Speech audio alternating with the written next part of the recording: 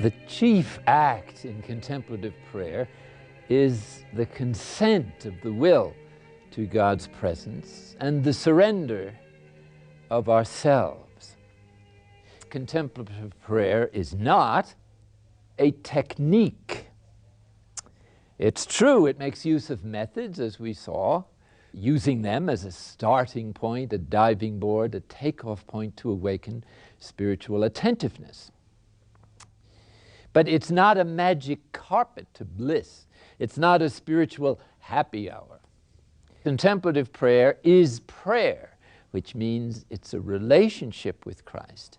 And the faculty that is most involved in this process is the will. And the will's chief act is consent rather than effort. The presence of God is already here. Hence, effort is inappropriate to access it, because that would be to suggest that it's in the future, that something has to be done to find it. It's true that things have to be done, but that concerns dismantling the false self system. In other words, not doing the things that are separating us from the sense of God's presence. Each grace, each level of human development of prayer is very useful, is a grace, but it's incomplete unless we continue to grow, both in understanding of the gifts we have and in growing beyond the gifts that we might have into what is involved in the substantial transformation of the human organism into the divine manifestation that human beings were created to be. The question now arises, what is the essence of contemplative prayer if it is not manifested in charismatic gifts, parapsychological phenomenon, or mystical phenomenon, which are really parapsychological phenomenon, but inspired by God Himself through some interior grace that overflows into the other faculties, or by some physical manifestation. And this is a very important point to keep in mind, because so many persons who are in the contemplative path, and I'm thinking especially of those who commit themselves to a lifestyle of contemplation, such as monks, nuns, and cloistered persons down through the centuries, are committed to the cultivation of this interior spiritual awareness, and yet many of them will tell you that they have never experienced the inflow of divine grace according to the pattern laid out in St. Teresa and other spiritual writers. There has been a tendency in spiritual writers in the Christian tradition to identify contemplation with the interior unfolding of the spiritual senses and the interior unfolding of deeper levels of absorption that one experiences or feels. Feels not in the sense of the sense feelings, but feels in that as if manner in which the spiritual senses have their kind of feelings, spiritual feelings, okay? So we're talking then about this level or this path into the transforming union that is characterized by the felt presences of God at ever deepening levels. This has always been regarded as, at least by many spiritual writers, as the essence of contemplative prayer. And you'll find in some textbooks on the subject, in spiritual theology, that statement either made or presupposed. The question arises, can you be on the contemplative path without experiencing the exuberant mysticism of St. Teresa or other folks? And this is rather a crucial question, as I said, for people in a contemplative lifestyle. And it will be for you if you commit yourself to centering prayer, which is a path into contemplation and is aimed at transforming union ultimately. passing through the purifications of the night of sense and spirit. I would simply now ask a further question. What do you mean, please, by a contemplative? If you mean the exuberant mysticism of the inflowing or felt experience of God, then yes, there are very few contemplatives like that in the cloister.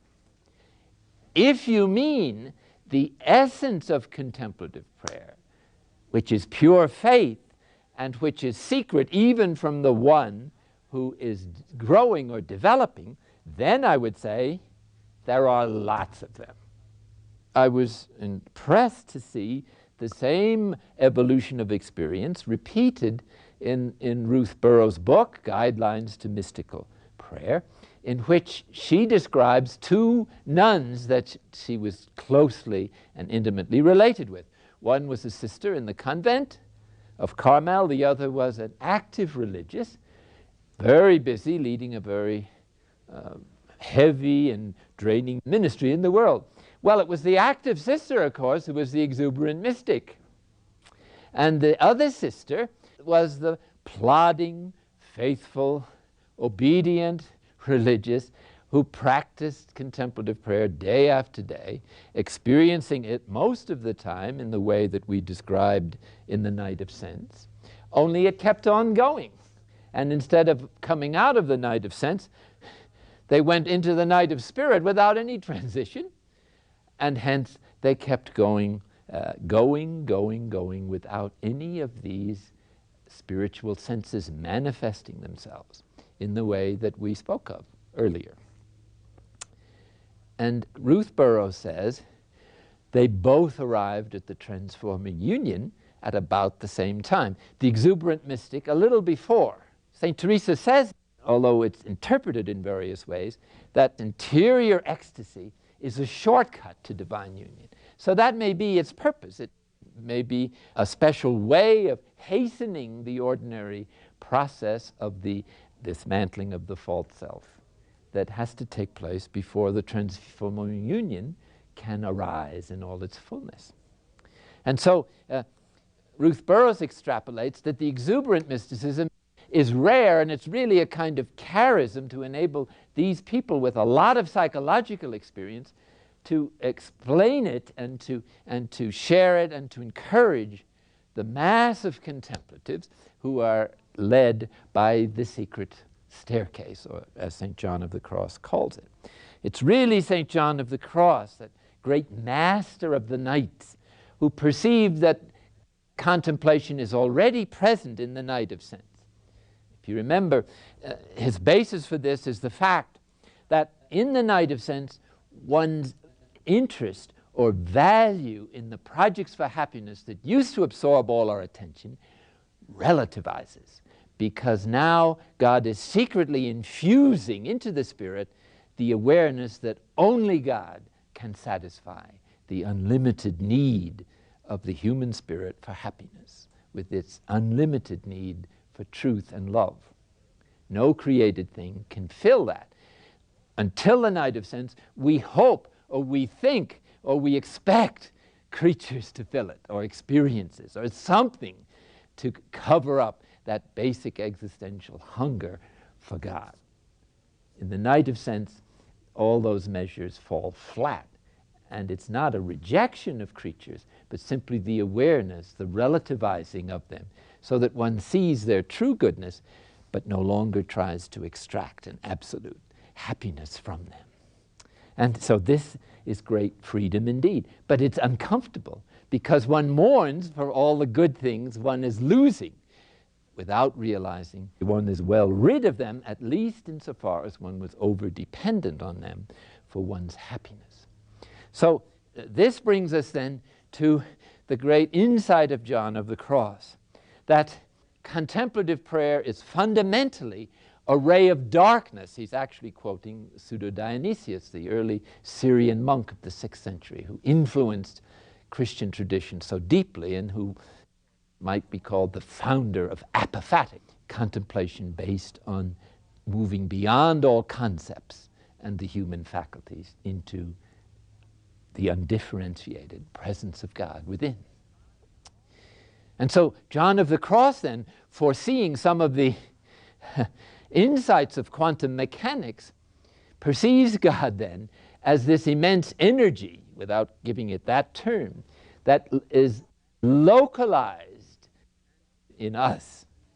And hence the phenomenon that we experience in our localized interpretation is not God, and it's not the immense energy that transcends any faculty whatsoever to perceive, but is simply our interpretation or the radiance of God's action in us.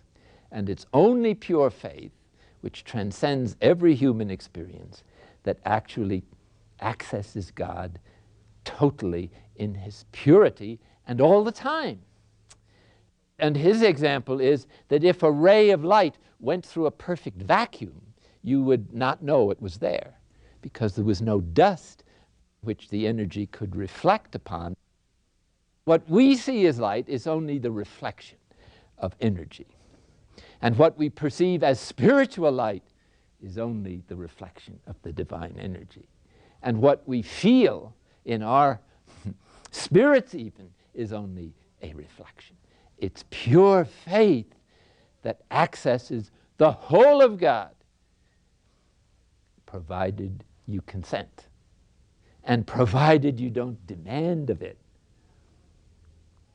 some experience which would be localizing it. So if you accept it as it is, then this divine light is constantly beaming into our body, person, soul, and spirit organism all the time, all day long, in every situation, as long as we consent and remain tuned to that ultimate message of the universe. Our false self-system and even our spiritual reactions and experiences are still only dust compared with the immense purity, power of the divine energy. In heaven, God provides us with the ability to perceive him just as he is. We call that the beatific vision.